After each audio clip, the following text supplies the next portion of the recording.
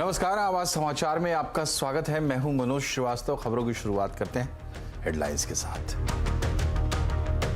असली शिवसेना मामले पर उद्धव गुट को सुप्रीम कोर्ट से झटका। कहा चुनाव आयोग तय करेगा कि असली शिवसेना कौन, शिंदे गुट को राहत।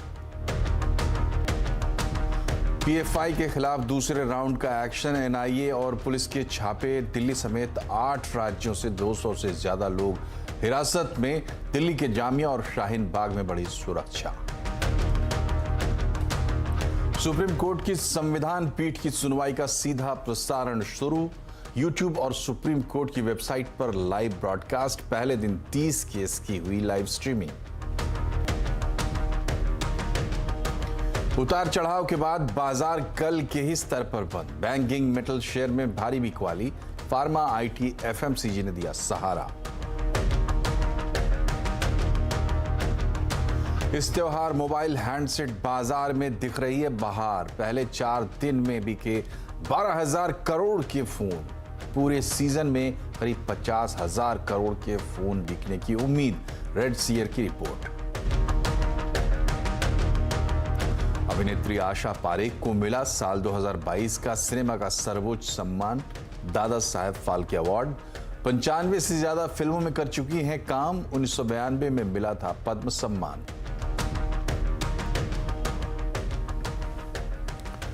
सुप्रीम कोर्ट से उद्धव ठाकरे को बड़ा झटका लगा है। सुप्रीम कोर्ट ने असली शिवसेना मामले में आदेश दिया है कि चुनाव आयोग फैसला करे। इस प्रक्रिया पर रोक लगाने की जो याचिका उद्धव गुट की तरफ से दी गई थी, उसे खारिज कर दिया गया है। इसे शिंदे गुट के लिए राहत की तरह देखा जा रहा है। शिंदे गुट ने शिवसेना के पार्टी चिन्ह पर दावा किया है। घटना, कायदा, नियम याच्यावर आधारित निर्णय होत असतात आणि लोकशाहीमध्ये बहुमताला महत्त्व असतं। त्यामुळे आज बघायला गेलं तर बहुमत जे आहे आमच्याकडे आहे, विधानसभेत पण आहे आणि लोकसभेत पण आहे।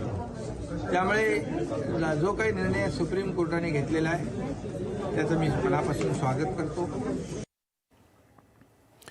और अब सीधे चलते हैं मुंबई। हमारी संवाददाता विनया देशपांडे हमसे जुड़ी हुई। विनया, ये बताइए कि सुप्रीम कोर्ट ने आज ये तो कह दिया कि चुनाव आयोग करेगा फैसला। ऐसे फैसले ऐसे भी चुनाव आयोग के ही हक में है, लेकिन एक कानूनी लड़ाई चल रही है, दूसरी जमीन पर चल रही है। सामने बीएमसी का चुनाव है।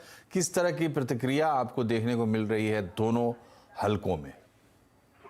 जी, हम आपको बता दें कि बिल्कुल सही है, अभी बीएमसी के चुनाव भी आ रहे हैं, लेकिन हालांकि ये अभी जो सर्वोच्च न्यायालय का निर्णय है, इसे एक झटका माना जा रहा है उद्धव ठाकरे के लिए। लेकिन ये भी बात सच है कि उद्धव ठाकरे और एकनाथ शिंदे दोनों को ये पता है कि जब इलेक्शन कमीशन के सामने ये लड़ाई होगी तो वो भी काफी लंबी चलेगी, और इसीलिए चिन्ह किसका होगा, क्या उद्धव ठाकरे को अपना चिन्ह रखने की इजाजत मिलेगी या एकनाथ शिंदे को मिलेगी, या फिर फाइनली चिन्ह को जो है वो फ्रीज किया जाएगा, इस पे काफी चीजें निर्भर है और वो इतनी जल्दी तय होने की संभावना अभी तो दिख नहीं रही है।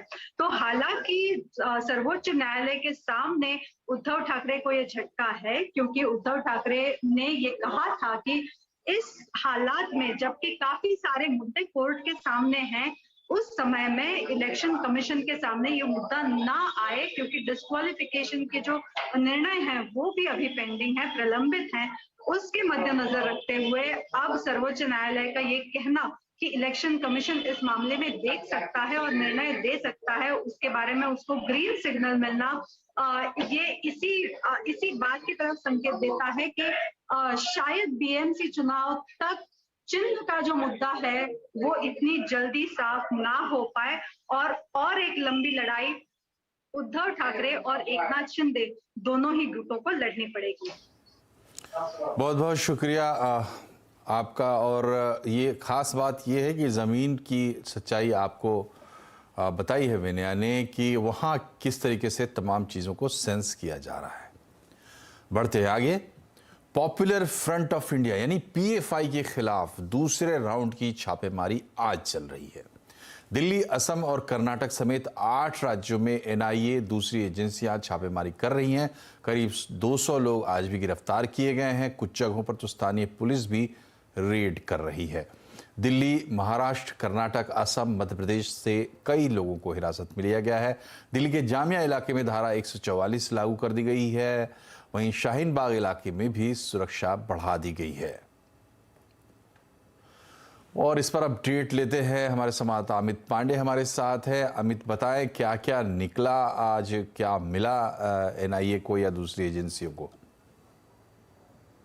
देखिए, आज जो ये कार्रवाई हुई है बहुत अहम कार्रवाई है, क्योंकि इससे पहले जो केंद्रीय एजेंसियां थी उन्होंने कार्रवाई की थी, और आज जो कार्रवाई की है वो है राज्य पुलिस ने कार्रवाई की है। 8 राज्यों की पुलिस ने कार्रवाई की है और 250 से भी ज्यादा लोगों को आज हिरासत में लिया है। तो बहुत अहम कार्रवाई है, और ये दोनों कार्रवाई एक दूसरे से लिंक है। पहले की जो बुधवार की रात और गुरुवार की सुबह की गई थी कार्रवाई, और आज जो सुबह की गई थी, दोनों से लिंक है।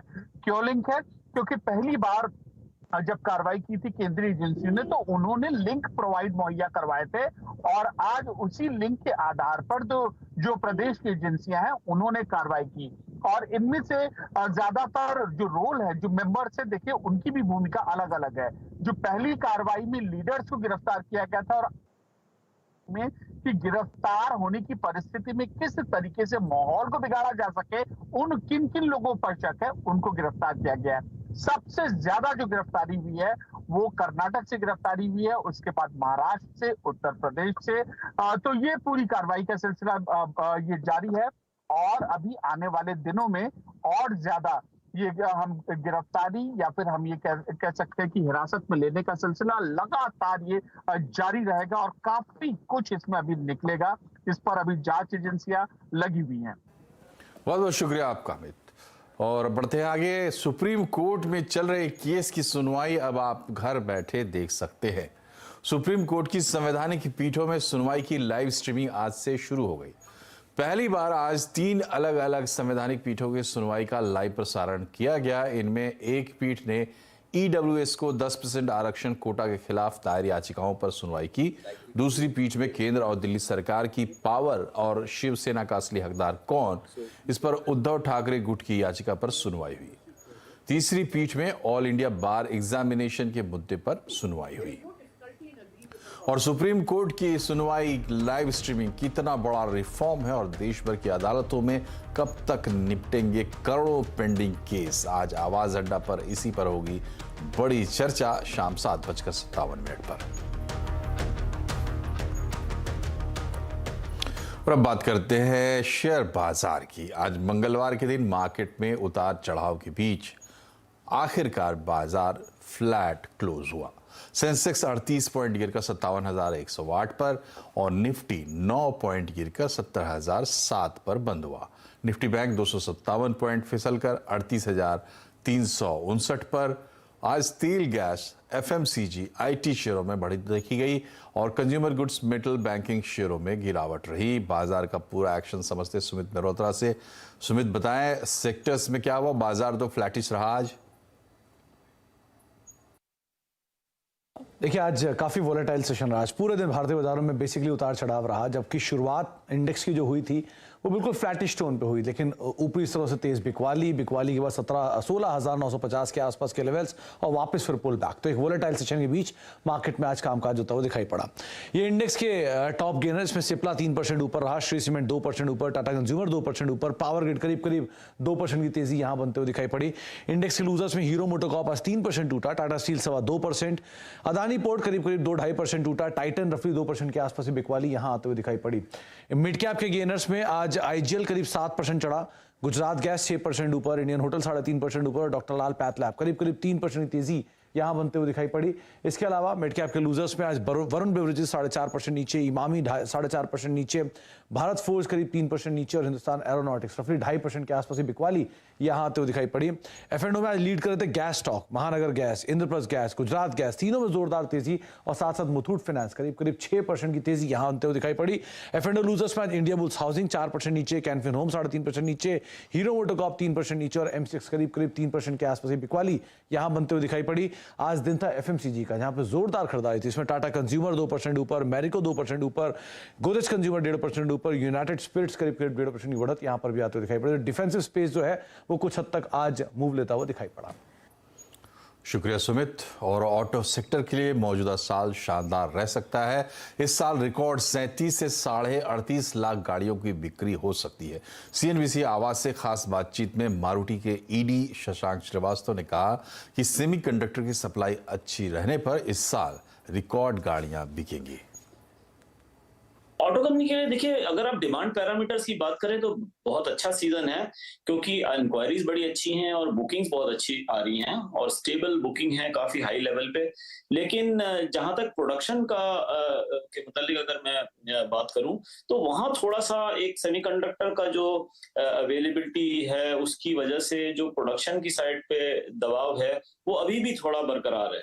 अब वो कम हो गया है दबाव, लेकिन अभी भी कुछ मॉडल में स्पेशली ये दबाव बरकरार है। यही वजह है कि पेंडिंग बुकिंग्स इंडस्ट्री में बड़ी हाई हो गई हैं। अंदाजा लगाया जा रहा है करीब 8 से 8.25 लाख के करीब पेंडिंग बुकिंग्स हैं, जिसमें से मारुति सुजुकी की 4,40,000 बुकिंग पेंडिंग। पिछला जो रिकॉर्ड था साल का इंडस्ट्री में 18-19 में था 33,70,000 गाड़ियों का।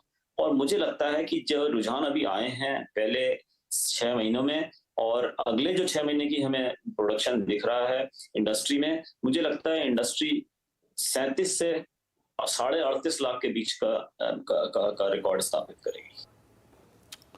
अगर आप made in UK scotch whisky या रेंज रोवर गाड़ियों के शौकीन हैं तो आने वाले दिनों में ये काफ़ी सस्ते में आपको मिल सकेंगी। दरअसल दिवाली तक भारत और यूके के बीच फ्री ट्रेड एग्रीमेंट FTA होने वाला है। इसके बाद यूके में पढ़ाई और नौकरी पाना भी आसान होगा।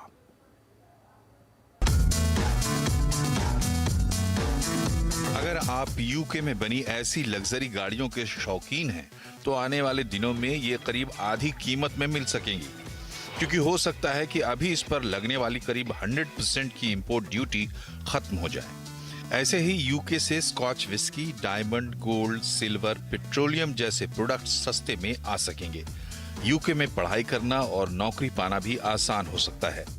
अगले महीने भारत और यूके के बीच फ्री ट्रेड एग्रीमेंट होने वाला है, यानी दोनों देश एक दूसरे के सामान पर कोई इंपोर्ट ड्यूटी नहीं लगाएंगे। इसका फायदा भारतीय एक्सपोर्ट को भी होगा।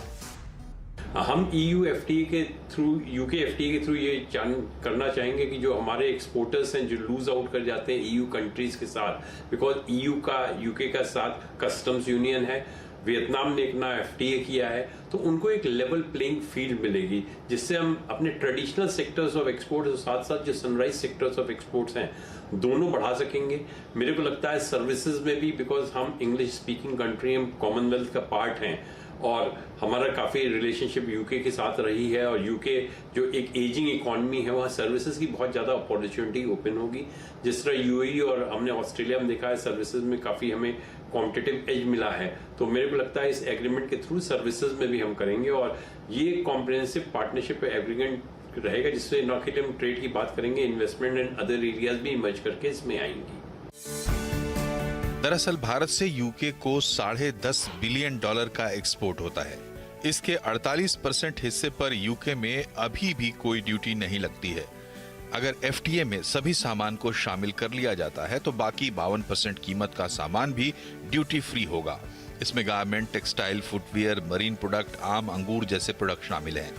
इसी तरह पिछले साल यूके से भारत में $7 बिलियन का इंपोर्ट हुआ था। इसमें सिर्फ 9% कीमत के सामान पर इंपोर्ट ड्यूटी भारत में नहीं लगती है।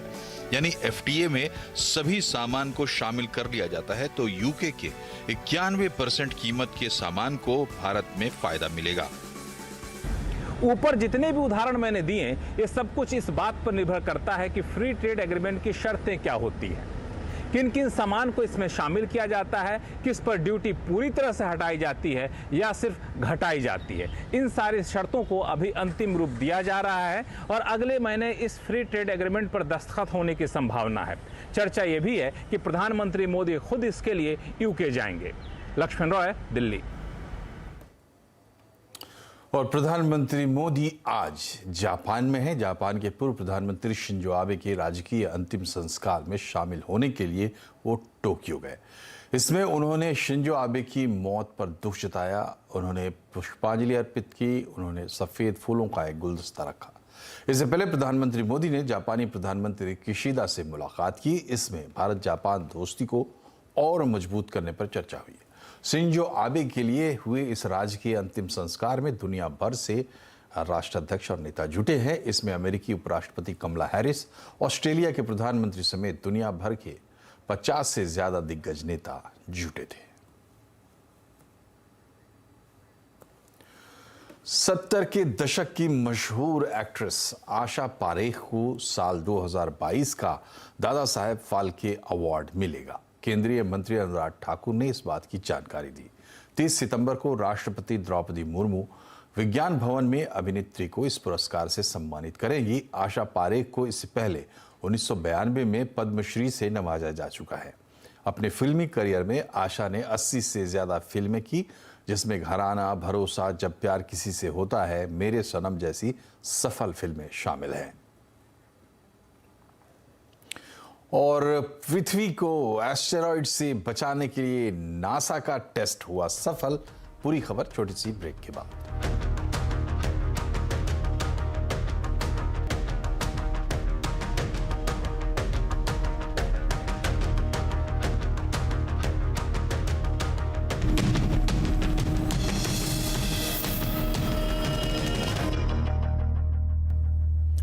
ब्रेक के बाद एक बार फिर से आपका स्वागत है आवाज समाचार में। नवरात्रि की शुरुआत हो चुकी है। अब से लेकर दिवाली तक बाजार में फेस्टिव सीजन की धूम रहेगी। इसके लिए बाजारों की तैयारी भी पूरी है। बाजारों का जायजा लिया हमारे संवाददाता रोहन सिंह ने।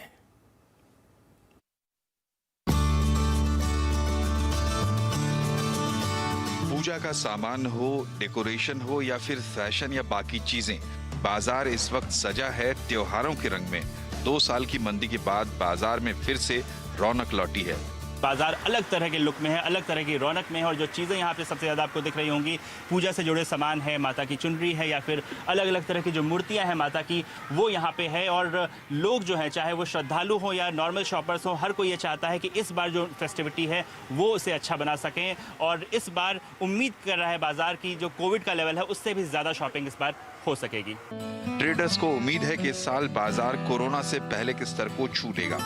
कस्टमर को पूरा बाहर निकल रहा है और पूरी तसल्ली है और वो आ रहे हैं पूरी तरह से शॉपिंग के लिए और उसका आनंद उठा रहे हैं। फिजिकल शॉपिंग का मज़ा ही अलग है कि आप खुद देख के अपने से ले सकते हैं ना, चूज करके। 2 साल सब लोगों ने कुछ नहीं किया, लोगों के घर में इतनी प्रॉब्लम्स थी। Obviously they will celebrate this.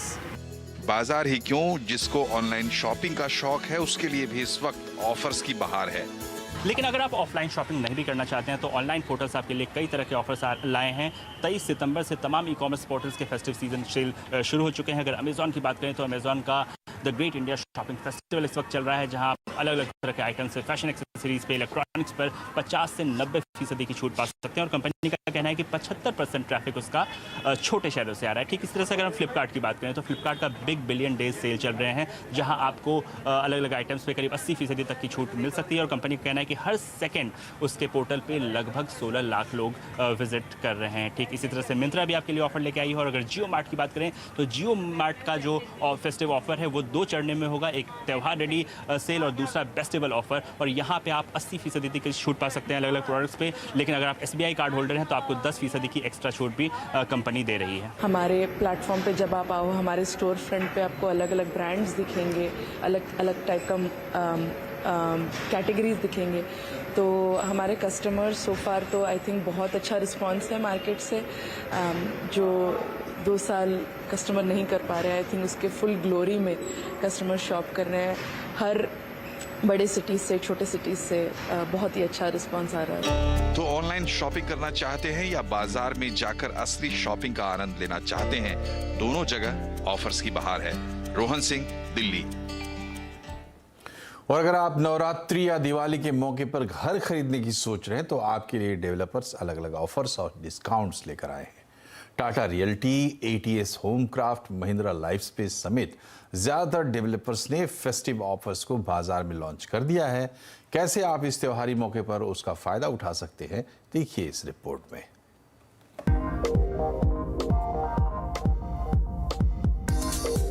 Festive season on है और डेवलपर्स भी पूरी तरह से तैयार हैं। नवरात्रि और दिवाली के मौके पर ऑफर्स के साथ साथ नए लॉन्च की भी तैयारियां हैं। ग्राहकों को लुभाने के लिए घर के साथ टीवी, फ्रिज फ्री जैसे ऑफर्स हैं, तो कम पैसों में होम ऑटोमेशन की पेशकश भी। कोई घर के साथ फ्री पार्किंग का ऑफर ला रहा है तो कोई प्लॉटिंग स्कीम पर कैश डिस्काउंट दे रहा है। दिल्ली एनसीआर के डेवलपर एटीएस होमक्राफ्ट गुरुग्राम और द्वारका एक्सप्रेसवे पर नए प्रोजेक्ट लॉन्च करने जा रहे हैं। साथ ही 1400 घरों की डिलीवरी भी देंगे। एटीएस को उम्मीद है कि इस फेस्टिव सीजन में 50 से 60% ज्यादा बिक्री हो सकती है। लास्ट ईयर देखिए दिवाली पे हमने बहुत नॉर्मल सेल्स थी, कुछ ज़्यादा नहीं थी। बट इस साल जो मुझे लग रहा है जो रुझान है वर्सेस लास्ट ईयर, मुझे ऐसे लगता है कि हमारी कंपनी एटलीस्ट मार्केट भी, बट एटलीस्ट हमारी कंपनी करीब 50 से 60% ज़्यादा सेल्स देखेगी compare to last year Diwali. और पैंडेमिक ऑफ कोर्स उसका एक बहुत बड़ा रीज़न है, बट प्रॉपर्टी मार्केट में जो अच्छा रुझान है और जो बायर्स को घर की ज़रूरत अब महसूस हो रही है, वो एक बहुत अच्छा ट्रेंड है और करीब 50 से 60% एस्केलेशन वर्सेस लास्ट ईयर मुझे लगता है कि होगा। महिंद्रा लाइफ स्पेस और टाटा रियलिटी जैसे कॉर्पोरेट डेवलपर्स को भी इस फेस्टिव सीजन से अच्छे कारोबार की उम्मीद है। टाटा रियलिटी ग्राहकों को लुभाने के लिए इट्स इंटरेस्टिंग स्कीम चला रही है, जहां कंपनी होम लोन पर 3.5% से ज्यादा के ब्याज दर को 12 महीनों के लिए खुद भरेगी। साथ ही अपने दोस्तों और रिश्तेदारों को प्रोजेक्ट रेफर करने पर एक्स्ट्रा डिस्काउंट भी दे रही है। और अगर आप इस फेस्टिव सीजन में महाराष्ट्र में अपने सपनों का आशियाना खरीदना चाहते हैं तो आप एक ही जगह पर बेहतर रेजिडेंशियल प्रोजेक्ट देखने के साथ साथ वित्तीय सहायता भी पा सकते हैं। महाराष्ट्र में 30 सितंबर से लेकर 2 अक्टूबर तक होमथन नाम से प्रॉपर्टी एक्सपो लगाया जा रहा है, जहां 150 से ज्यादा डेवलपर 1000 से ज्यादा प्रोजेक्ट्स शोकेस करेंगे। साथ ही अलग अलग फाइनेंशियल इंस्टीट्यूट भी इसमें हिस्सा लेंगे। रियल एस्टेट के जानकार भी मान रहे हैं कि इस त्योहारी सीजन में अच्छी डिमांड रह सकती है, खासकर एंड यूजर्स की तरफ से।